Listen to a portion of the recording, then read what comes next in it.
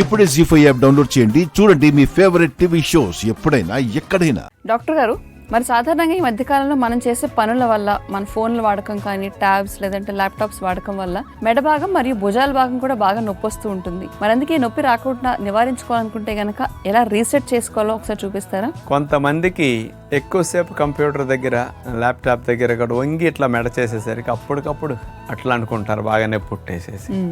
కొంతమంది సెల్ ఫోన్లో కాస్త చాటింగ్ చేసేటప్పుడు కూడా ఎక్కువ ఇట్లా ఉంటుంది.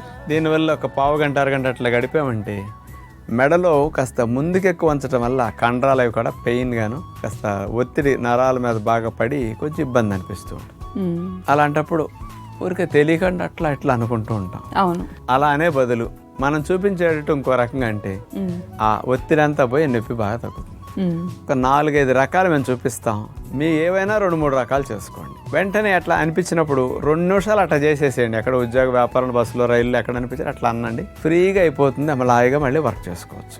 ఓకే, ఏవో చూడండి అవి. మెడ భుజాల నొప్పులు ఉన్నవారు సులభంగా ఇంట్లో కూర్చుని చేయవలసిన 4 వ్యాయామాల్లో ముందుగా వజ్రాసనంలో కూర్చుని 2 చేతుల్ని తల వెనక భాగంలో అలా పెట్టేసేసి మెడని ముందుకు వంచుతూ 2 మోక చేతుల్ని దగ్గరకు రావడానికి అట్లా చేసి బెండ్ చేస్తాం. మళ్ళా వెనక్కి వెళుతూ నడుముని వెనక్కి విరుస్తూ చేతులు 2 విశాలం చేస్తాం. మళ్ళా ముందుకు వంగేటప్పుడు మోక చేతులు రావాలి.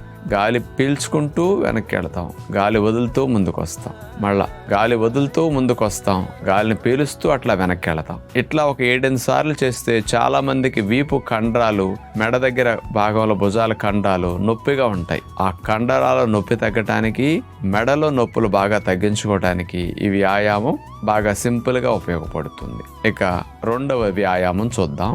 చేతులు కాళ్ళ భాగం దగ్గర వెనకట్లా నేల కానిచ్చేసి, ఇది వజ్రాసనంలో కానీ సుఖాసనంలో కానీ కూర్చుని చేయవచ్చు. తర్వాత మెడని నడుముని వెనక్కి విరిచి అలాగే కదలకుండా ఉండాలి. ఒక 1/2 మినిట్ 1 మినిట్ అట్లాగే ఉంటే బ్యాక్ బెండింగ్ వల్ల నరాల పైన వచ్చిన ఒత్తిడి తగ్గుతుంది అన్నమాట. పెద్ద వయసు వారికి ఇట్లాంటివి బాగా ఉపయోగపడతాయి. ఇక 3వది, చేతులు వేళల్లో వెళ్ళేసి లాక్ చేసేసి వాటిని గెడ్డం కింద అట్లా పెట్టుకుంటాం. మెడని వెనక్కి విరుస్తూ చేతులు విశాలంగా అట్లా చాపేస్తాం.